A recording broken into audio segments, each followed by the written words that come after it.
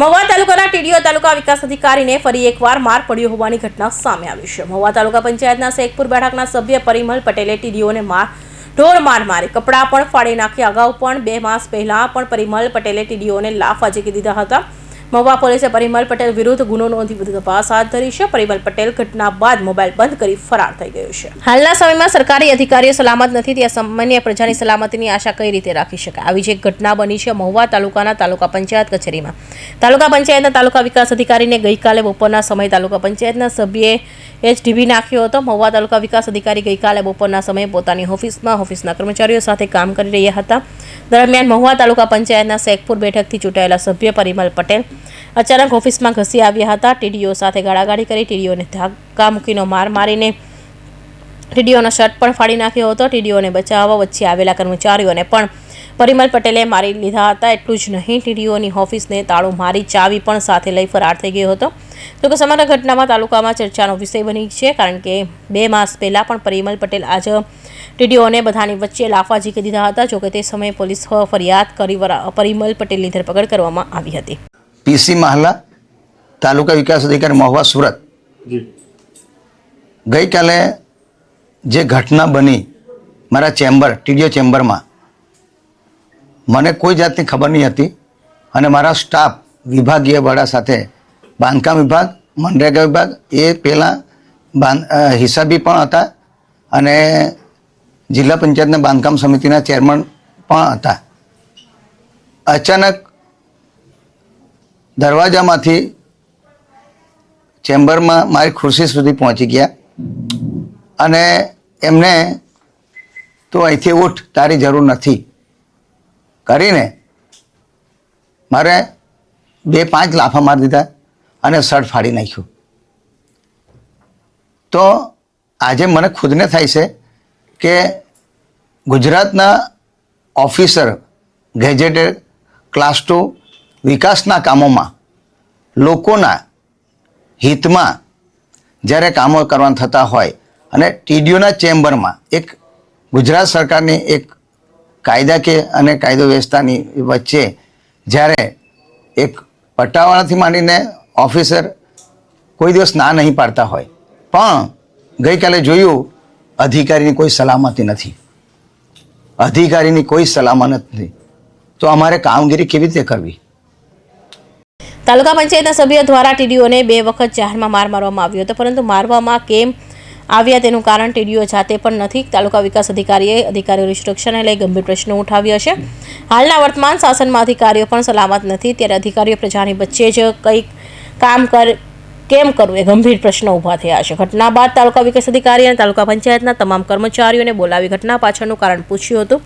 બીજી તરફ તાલુકા પંચાયતની પણ ગંભીર બેદરકારી સામે આવી છે. છેલ્લા 2 મહિનાથી તાલુકા પંચાયત કચેરીના સીસીટીવી બંધ જોવા મળ્યા હતા, જેને લઈ પોલીસ અધિકારી પણ કર્મચારીઓ પર અકળાયા હતા. જોકે ગઈકાલની ઘટના બાદ આજરોજ સવારે તાત્કાલિક તમામ સીસીટીવી ચાલુ કરી દેવામાં આવ્યા હતા. સીસીટીવી બંધ હોવા પાછળ પણ ટીડીઓએ તાલુકા પંચાયતના કર્મચારીઓની બેદરકારી હોવાનું જણાવ્યું હતું. અને કયો કારણસર તમે અધિકારી મળવા માંગો છો? સાહેબ, તાલુકા પંચાયતની પણ એક તમારી કચેરીની એક ગંભીર બેદરકારી સામે આવી છે. સીસીટીવી બંધ છે છેલ્લા 2 મહિનાથી. આ બાબતે પણ મારે દુઃખદ ઘટના મારે નહીં કહેવું જોઈએ.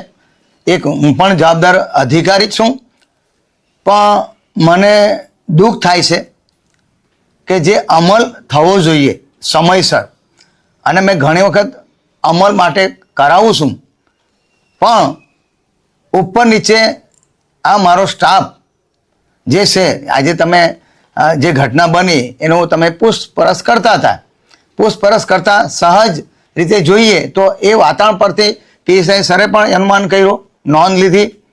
હું પોતે પણ કન્ફ્યુઝન છે કે કઈ જગ્યાએ ગેપ છે, શું થાય છે મને ખબર નથી. આજે મારી અહીંયા 2.5 વર્ષની જોબ કરી નોકરી કરું છું. હું મારા ટાઈમમાં રાઈટ ટાઈમ આવું છું, વફાદારી કામ કરું છું. ભૂલ થાય છે ના નથી, મને ખબર નથી કે હું ચોક્કસ 100% સાચો છું. હું ટ્રાય કરું છું, પ્રયત્ન કરું છું અધિકારીને અને કોઈ પણ કામકાજને સમયસર પહોંચી વળવા માટે અને કામ કરાવું છું. પણ મારા સ્ટાફને જેમ આજે વાતચીત કરી, એ વાતચીત પરથી મને પણ ખબર નથી પડતી. વચ્ચે ઘટનાઓ બની, અવારનવાર ન્યૂઝમાં આવ્યા છે, તો એક યા બીજા કારણસર અધિકારીના ફરજ ઉપર દાગ લગાવવામાં આવે છે. જે પ્રમાણિક છે એને ચિતરવામાં આવે છે અને એમના રોજીરોટી શેકવામાં આવે છે સ્વાર્થ માટે. આ સરકારમાં અધિકારી પણ સુરક્ષિત નથી આજની તારીખે. 100% સુરક્ષિત નથી. જ્યારે મારી ઘટના ચેમ્બરમાં બનતી હોય, આજે હું થોડુંક ફિલિંગ કરી શકતો હતો, પણ જ્યારે મારે ચેમ્બર સુધી ટચ થાય છે અને તો ઉઠ, તો હું કોઈનો ખરીદાયેલો નથી કે કોઈનો એ નથી. હું અધિકારી છું સરકારનો અને તાલુકા વિકાસ અધિકારી છું, અને એ સરકારના ગેજેટરના વિકાસના કામોમાં હું જે રીતે કામગીરી કરું છું એ રીતે અને વિભાગ જોડે પરામર્શ કરું છું કામગીરી બાબતે, તો મને કંઈ ખબર નથી પડતી કે કઈ જગ્યાએ કચાશ છે. તો અહીંયા બેઠા પછી સુરક્ષિત લાગો છો કે નથી સુરક્ષિત? મને આજે તો સુરક્ષિત નથી લાગતું. હવે મને એવું લાગે છે કે મારે ફરજિયાત કમ્પલસરી મને કાયદો અને વ્યવસ્થામાં મારી સાથે 100% સલામતી જોઈશે, તો જ હું કામ કરી શકું.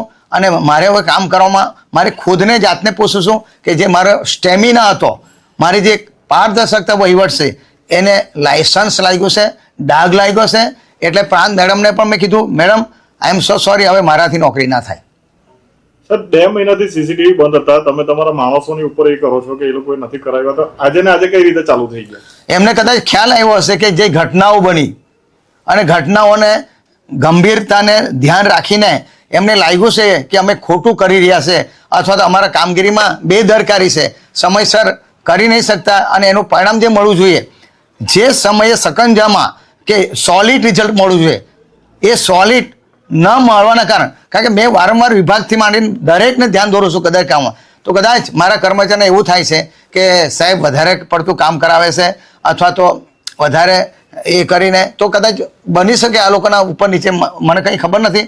પણ મારું અત્યારે જે નોકરી અથવા તો મારા ફરજ પ્રત્યેનું વલણમાં મને થોડીક ઢીલાસપણું અને મારા પોતાની કચાશ અથવા તો મારા જર્નીમાં જે રીતે મેં કામ કર્યું, મેં પ્રાંત મેડમને ધ્યાન દોર્યું જ છે કે સર આ રીતે નહીં, તમે જે કામ કર્યું છે આજે સરકારે નોંધ લીધી છે.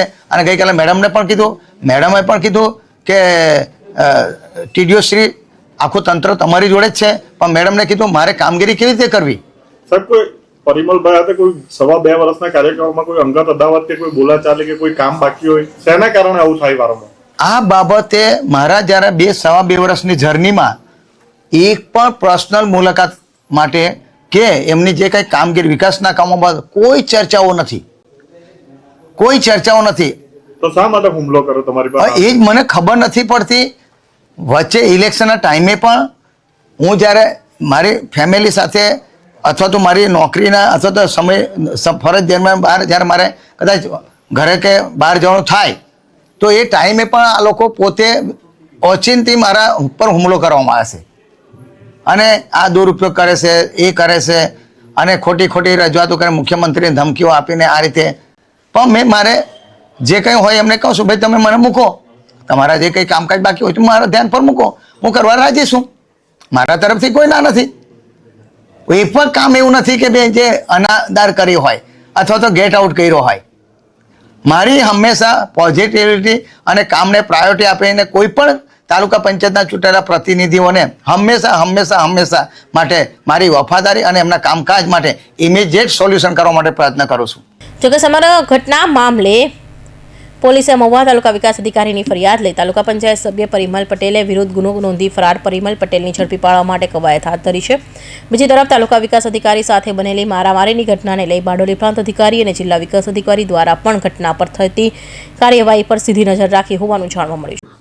ગઈકાલે સાંજે 4 વાગ્યાની આસપાસ તાલુકા પંચાયત કચેરીમાં ટીડીઓ સાહેબ એમની ઓફિસે રોજિંદુ કામ કરતા હતા. આ દરમિયાન આરોપી પરિમલ પટેલ જે કોંગ્રેસમાં તાલુકા સભ્ય તરીકે ચૂંટાઈ આવેલ છે, જેને ટીડીઓ સાહેબ સાથે આવી અને નાલાયક ગાળો બોલી અને